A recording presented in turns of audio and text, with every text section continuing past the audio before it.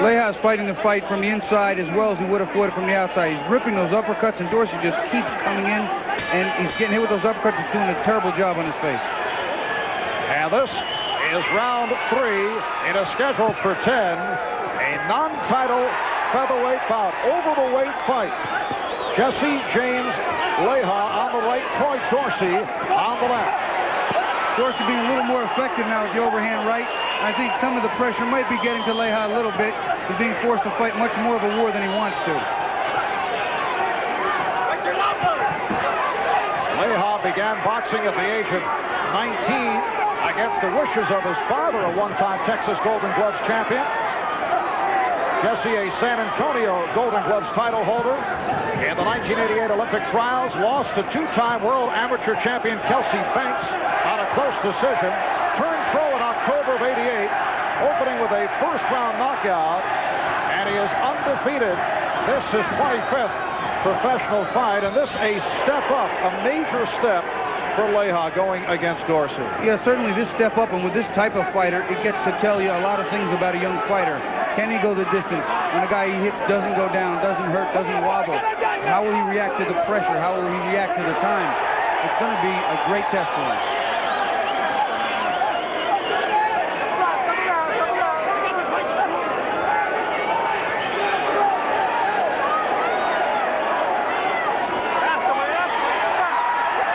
One of the problems Dorsey's having is when he gets hit, he's getting hit so clean. They're not glancing blows, they're all terribly flush. Dorsey won the featherweight title, stopping Alfred Ron-Hell in the first round in June of '91, but lost the title in his first defense, losing by decision to Manuel Medina last August in Los Angeles. He's fought Jorge Paez twice, losing a tough 12-round split decision in a title fight, and in a rematch for the crowd, they fought a 12-round brawl. Under a minute left. Round 3. So far, it's been Dorsey's most effective round, but he still has to get more done. He has to get more on the inside. He has to be a little bit more conscious of those punches that are coming at him, make some of them miss or deflect them a little bit.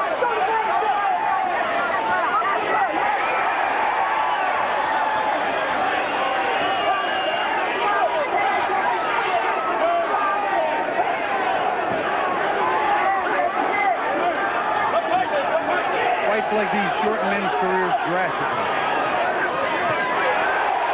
And we have, nice uppercut by Leija, and he caught Dorsey, who just hangs on. Final seconds of the third.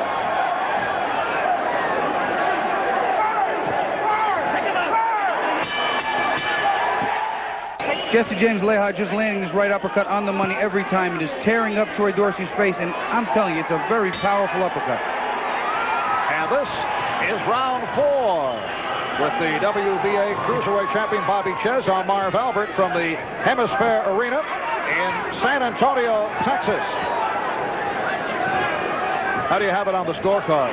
Well, right now, you have to give these first 3 rounds to the youngster. I think Leija has proven that he came here to fight as well and show that he really is the goods. So Troy Dorsey has his work cut out for him. He has to overcome an early deficit, and it's those late rounds that have been questioned in Leija's corner. Dorsey told us yesterday that he would try to put Leija on the ropes. He has not been able to do that. Even when he's got him on the ropes, he hasn't been effective. He's squared off and got hit with vicious uppercuts and hooks.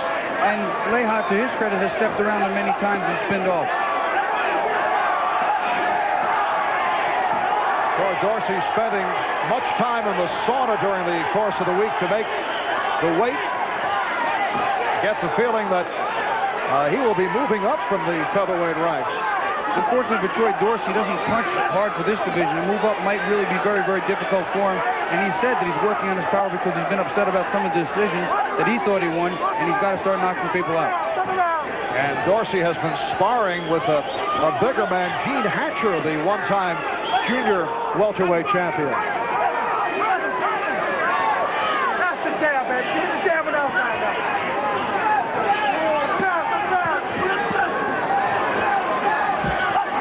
Halfway through round number 4, James Leija represents a rebirth for boxing here in the San Antonio area. Boxing interest fell off following Tony Aiello's departure to prison. At one time, San Antonio considered one of America's best boxing areas.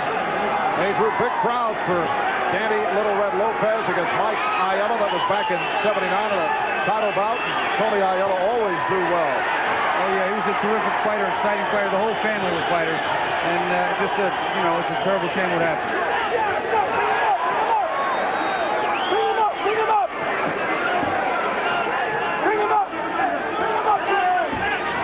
Even as Troy Dorsey has Leija on the ropes, he's not landing with pinpoint accuracy. He's not landing good, clean, flush blows. Obviously throwing a lot, as he always does, but he's not making them all count, and it's just not working to his advantage right now.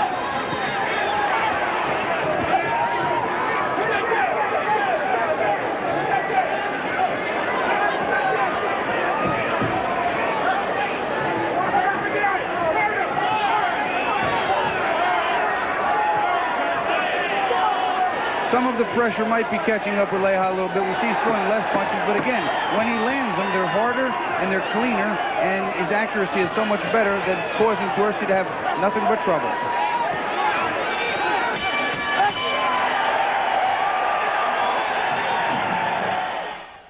Who still owns and operates his own barbershop here in San Antonio. That is James Leija.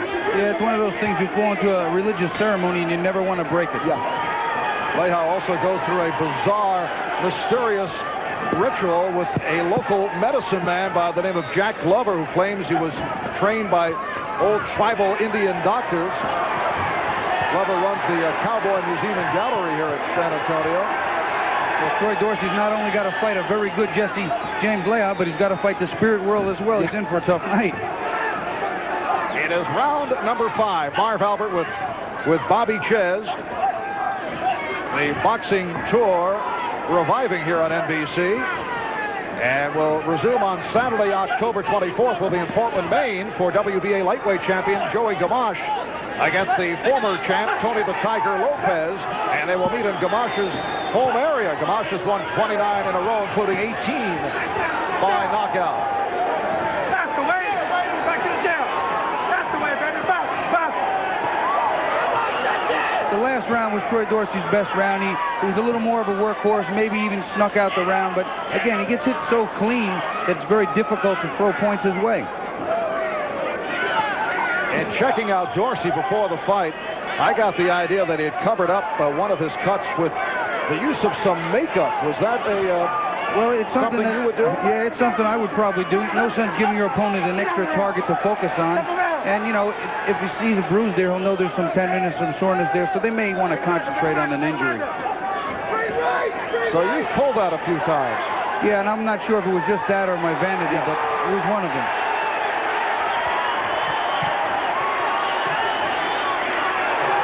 Once again, Leija able to land uppercuts. The crowd responding to the hometown favorite, James Leija, with 1 minute remaining in this 5th round.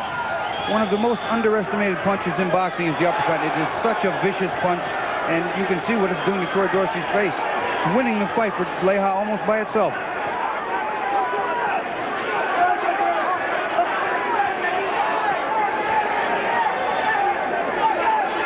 Cut around both eyes now, Troy Dorsey, and I see him doing some blinking from the blood. It is moving into his eyes.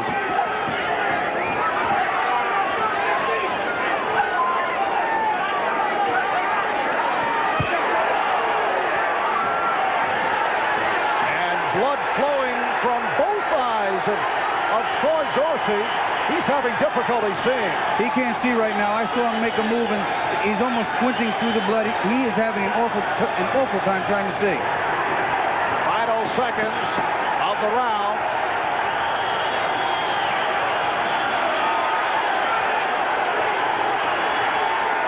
And we will stay right here between rounds. Oh, Dorsey took a shot at the bell and was stunned.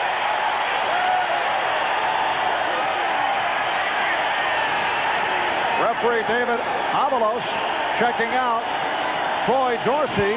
Avalos and the 2 ringside doctors can all stop the fight.